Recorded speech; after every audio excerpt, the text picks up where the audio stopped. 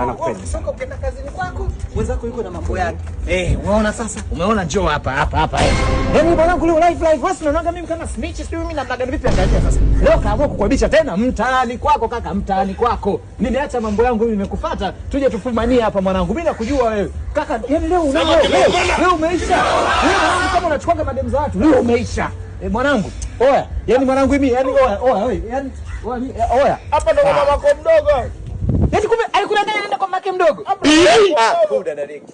Mjogo. Hapana ise. Yaani mwanangu leo tunamharibu hapa. Na wewe mwanangu leo utatukoma. Leo utatukoma wewe. Yaani yule jamaa simjui. Mimi. Kwani yule nani? Mimi sina mjua yule.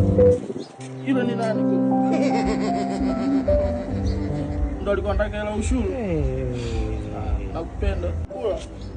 Yaani ndio unataka ni chips cook. Chips cook. Kaka.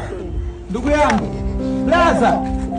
Wewe kweli vibonge acha unafiki kuingilia mapenzi ya watu limekushuka.